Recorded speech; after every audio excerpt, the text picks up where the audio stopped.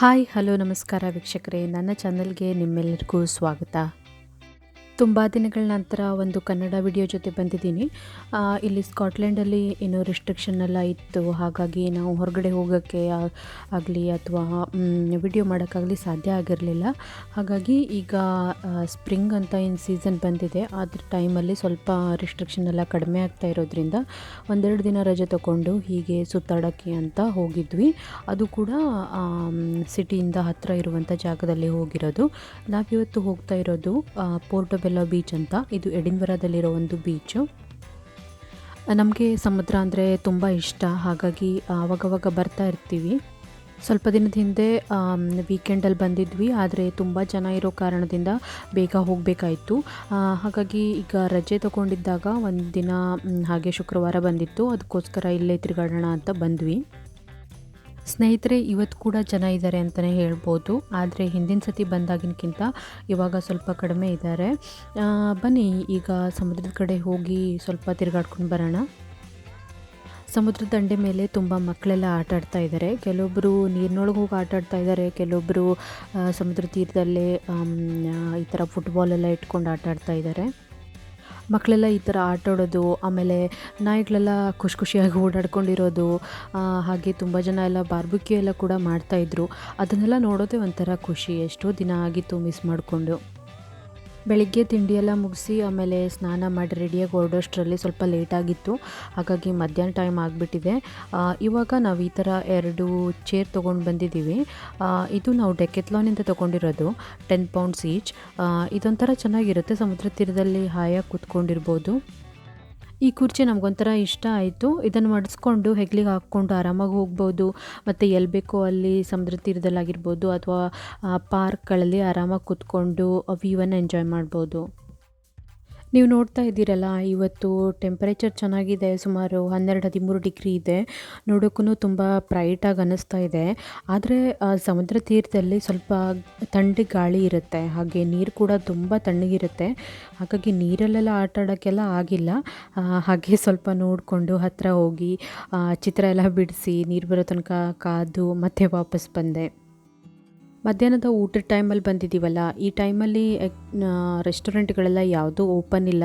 ಹಾಗಾಗಿ ಸ್ವಲ್ಪ ಲೈಟಾಗಿ ಏನಾದರೂ ತಿನ್ನಬೇಕು ಅನಿಸಿತ್ತು. ಹಾಗೆ ಮಂಡಕ್ಕಿ ಮಾಡೋಣ ಅಂತ ಮಂಡಕ್ಕಿ, ಆಮೇಲೆ ಪೂರಿ, ಆಮೇಲೆ ಶೇಂಗಾ ಬೀಜ, ಪನ್ನೀರು ಇವನ್ನೆಲ್ಲ ಸಪ್ರೇಟಾಗಿ ಇಟ್ಕೊಂಡು ಬಂದಿದ್ದೆ. ಅದ್ರ ಜೊತೆಗೆ ನಾನು ಹುಣಸೆ ಹಣ್ಣಿನ ರಸ ಕೂಡ ತೊಗೊಂಡು ಬಂದಿದ್ದೀನಿ. ಇವನ್ನೆಲ್ಲ ಕಲಿಸ್ಬಿಟ್ಟು ಡ್ರೈ ಆಗಿರುವಂಥ ಒಂದು ಬೇಲ್ಪುರಿಯನ್ನು ಮಾಡಿಕೊಂಡು ಇದನ್ನೇ ತಿಂದ್ಕೊಂಡು ಆರಾಮಾಗಿ ಕಾಲ ಕಳೆಯೋಣ ಅಂತ. ಚಿಕ್ಕ ಪ್ರವಾಸ ಅಂತಲೇ ಹೇಳ್ಬೋದು, ಒಂಥರ ಪಿಕ್ನಿಕ್ ಥರ ಆಗಿದ್ದು ಚೆನ್ನಾಗಿ ಅನ್ನಿಸ್ತು. ಇಬ್ಬರೇ ಇದ್ವಿ, ಆದರೂ ಕೂಡ ಒಂಥರ ಖುಷಿ ಕೊಡ್ತು. ಪ್ಲಾಸ್ಟಿಕ್ ಶೀಟನ್ನು ತೊಗೊಂಡು ಹೋಗಿದ್ವಿ, ಕೆಳಗಡೆ ಹಾಸ್ಕೊಂಡು ಅದ್ರ ಮೇಲೆ ಎಲ್ಲ ಪ್ರಿಪೇರ್ ಮಾಡೋಕ್ಕೆ.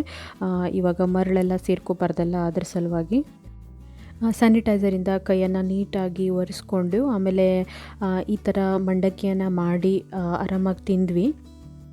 ಸ್ವಲ್ಪ ಹೊತ್ತು ಹಾಗೆ ಬಿಸಿಲು ಕಾಯಿಸ್ಕೊಂಡು ಕೂತ್ಕೊಂಡ್ವಿ. ಒಂಥರ ಚೆನ್ನಾಗಿ ಅನಿಸುತ್ತೆ ಈ ಥರ ಹೊರಗಡೆ ಆವಾಗವಾಗ ಇಬ್ಬರೇ ಆದರೂ ಕೂಡ ಹೋಗ್ತಾ ಇರಬೇಕು ಅಂತ ನನ್ನ ಅನಿಸಿಕೆ. ನಿಮಗೆಲ್ಲ ಗೊತ್ತಿರೋ ಹಾಗೆ ಕೋವಿಡ್-19 ವ್ಯಾಕ್ಸಿನೇಷನ್ ಈಗಾಗಲೇ ತುಂಬ ಜನರಿಗೆ ಸಿಕ್ಕಿದೆ, ಹಾಗೆ ತುಂಬ ಜನರಿಗೆ ಕೊಡ್ತಾ ಇದ್ದಾರೆ ಕೂಡ. ಆದರೂ ಕೂಡ ನಮ್ಮ ಎಚ್ಚರಿಕೆಯಲ್ಲಿ ನಾವಿರೋದು ಒಳ್ಳೆಯದು. ಸ್ವಲ್ಪ ದಿನದ ಮಟ್ಟಿಗೆ ರಿಸ್ಟ್ರಿಕ್ಷನ್ ಎಲ್ಲ ಕಡಿಮೆ ಆಗಿದ್ರೂ ಕೂಡ ತುಂಬ ಕಡಿಮೆ ಜನರಿರೋ ಕಡೆಗೆ ಹೋಗಿ ಒಂದು ಮನಸ್ಸಿಗೆ ನೆಮ್ಮದಿ ಕೊಡುವ ಹಾಗೆ ಸಮಯನ ಸದುಪಯೋಗಪಡಿಸ್ಕೊಂಡು ಬರೋದು ಒಳ್ಳೆಯದು ಅಂತ ಅಂದ್ಕೋತೀನಿ. ಒಂದು 3 ತಾಸು ಈ ಪೋರ್ಟೊಬೆಲ್ಲೋ ಬೀಚಲ್ಲಿ ಕಳೆದ್ವಿ. ತುಂಬ ಚೆನ್ನಾಗಿ ಅನ್ನಿಸ್ತು, ಮನಸ್ಸಿಗೆ ನೆಮ್ಮದಿಯನ್ನು ಕೊಡ್ತು. ಹಾಗೆ ನಾವು ಚೇರನ್ನೆಲ್ಲ ತೊಗೊಬಂದಿರೋದ್ರಿಂದ ಕೂತ್ಕೊಂಡು ಆರಾಮಾಗಿ ಹರಟೆ ಹೊಡ್ಕೊಂಡು ಹಾಡುಗಳನ್ನೆಲ್ಲ ಕೇಳಿಕೊಂಡು ಹಾಗೆ ಸಮಯನ ಕಳೆಯೋಕ್ಕೆ ತುಂಬ ಒಂಥರ ಖುಷಿ ಆಯಿತು. ಕೋವಿಡ್-19 ಬರೋಕ್ಕಿಂತ ಮೊದಲು ಸ್ವಲ್ಪ ಬಿಸಿಲು ಬಂದರೆ ಸಾಕು, ಜನ ಎಲ್ಲ ಬೀಚ್ ಕಡೆ ಬರ್ತಾಯಿದ್ರು. ಮತ್ತು ಇಲ್ಲಿ ಜಾತ್ರೆ ಥರ ಒಂಥರ ಜೋಕಾಲಿಗಳು, ದೊಡ್ಡ ದೊಡ್ಡ ಚಕ್ರಗಳು, ಆಮೇಲೆ ಐಸ್ ಕ್ರೀಮು, ಕಾಫಿ ಶಾಪ್ಗಳನ್ನೆಲ್ಲ ತರ್ತಿದ್ರು. ಹಾಗಾಗಿ ಜನ ಸಿಕ್ಕಾಪಟ್ಟೆ ಇಷ್ಟಪಟ್ಟು ಬರ್ತಾಯಿದ್ರು. ಅದನ್ನೆಲ್ಲ ಖಂಡಿತವಾಗಿ ಮಿಸ್ ಮಾಡ್ಕೋತಾ ಇದ್ದೀವಿ. ಗಣೇಶ ಚತುರ್ಥಿಯ ಸಂದರ್ಭದಲ್ಲಂತೂ ಭಾರತೀಯ ಸಮುದಾಯದವರೆಲ್ಲ ಸೇರಿಕೊಂಡು ಗಣೇಶ ವಿಸರ್ಜನೆಯನ್ನು ಮಾಡೋಕ್ಕೆ ಇಲ್ಲಿ ಪೋರ್ಟೊಬೆಲ್ಲ ಬೀಚ್ಗೆ ಕರ್ಕೊಂಬರ್ತಾ ಇದ್ದರು. ಡೋಲು ಕುಣಿತ ಮತ್ತು ತುಂಬ ಹಾಡು ಈ ಥರದ್ದೆಲ್ಲ ಹಾಕ್ಕೊಂಡು ಅದೊಂಥರ ನೋಡೋಕ್ಕೆ ಖುಷಿ ಅನ್ನಿಸ್ತಿತ್ತು. ಮುಂದಿನ ಸಲ ಯಾವಾಗಾದರೂ ಗಣೇಶ ಚತುರ್ಥಿಯ ಸಮಯದಲ್ಲಿ ಅವಕಾಶ ಸಿಕ್ಕರೆ ಖಂಡಿತವಾಗಿ ಅದರ ವಿಡಿಯೋವನ್ನು ಮಾಡಿ ನಿಮ್ಮೆಲ್ಲರ ಜೊತೆ ಹಂಚ್ಕೊಳ್ತೀನಿ. ಸ್ನೇಹಿತರೆ, ನಾವೀಗ ಪ್ರಿನ್ಸಸ್ ಸ್ಟ್ರೀಟ್ ಗಾರ್ಡನ್ಗೆ ಹೋಗ್ತಾ ಇದ್ದೀವಿ. ನಾನು ಹಿಂದಿನ ಒಂದು ವಿಡಿಯೋದಲ್ಲಿ ಕೂಡ ಈ ಪ್ರಿನ್ಸಸ್ ಸ್ಟ್ರೀಟ್ ಗಾರ್ಡನ್ನ ತೋರಿಸಿದ್ದೆ.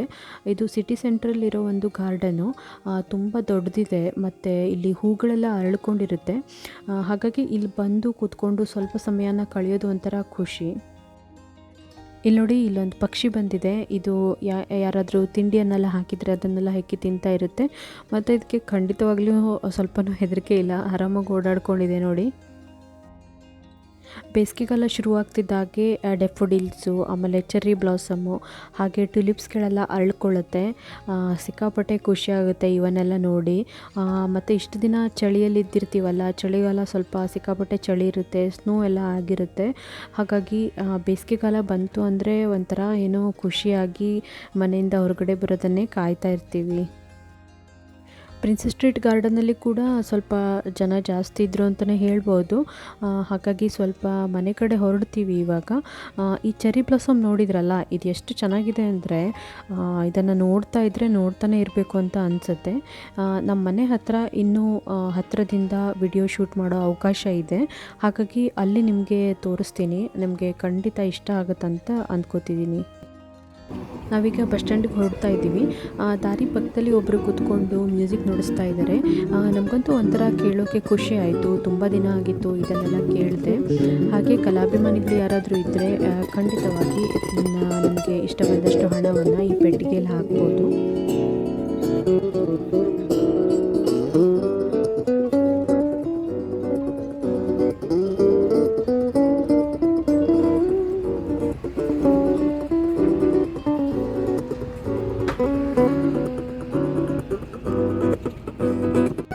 ಹಾಗೆ ಬಸ್ಸಲ್ಲಿ ಮನೆಗೆ ವಾಪಸ್ ಬಂದ್ವಿ. ನಾನು ನಿಮಗೆ ಹೇಳಿರೋ ಹಾಗೆ ಮನೆ ಹತ್ರನೇ ಒಂದು ಚೆರ್ರಿ ಬ್ಲಾಸಮ್ ಮರ ಇದೆ, ಅದನ್ನು ತೋರಿಸ್ತಾ ಇದ್ದೀನಿ. ಈ ಚೆರ್ರಿ ಬ್ಲಾಸಮ್ ಮರ ನೋಡಿದ್ರಲ್ಲ, ಈ ಮರದಲ್ಲಿ ಎಷ್ಟು ಎಲೆಗಳಿದೆಯೋ ಅದಕ್ಕಿಂತ ಜಾಸ್ತಿ ಹೂಗಳೇ ಅರಳ್ಕೊಂಡಿದೆ. ಇದ್ರ ಸುಗಂಧ ಕೂಡ ಸಿಕ್ಕಾಪಟ್ಟೆ ಚೆನ್ನಾಗಿದೆ. ಆಮೇಲೆ ದುಂಬಿಗಳು ಕೂಡ ಬರ್ತಾ ಇರುತ್ತೆ. ಹಾಗಾಗಿ ಒಂಥರ ನೋಡೋಕ್ಕೆ ಖುಷಿ ಅನಿಸುತ್ತೆ. ನೋಡಿದ್ರಲ್ಲ ಸ್ನೇಹಿತರೆ, ನಾನು ಈ ಥರ ರಜೆಯನ್ನು ಸಮುದ್ರ ತೀರದಲ್ಲಿ ಮತ್ತು ಪ್ರಕೃತಿ ಮಡಿಲಲ್ಲಿ ಕಳೆದೆ. ನಿಮಗೆಲ್ಲ ಇಷ್ಟ ಆಗಿದ್ದರೆ ಖಂಡಿತವಾಗಿ ಲೈಕ್, ಶೇರ್, ಸಬ್ಸ್ಕ್ರೈಬ್ ಮಾಡೋದನ್ನು ಮರಿಬೇಡಿ. ಮುಂದಿನ ವಿಡಿಯೋದಲ್ಲಿ ಮತ್ತೆ ಸಿಗ್ತೀನಿ. ಅಲ್ಲಿ ತನಕ ಎಲ್ಲರೂ ಸೇಫ್ ಆಗಿರಿ.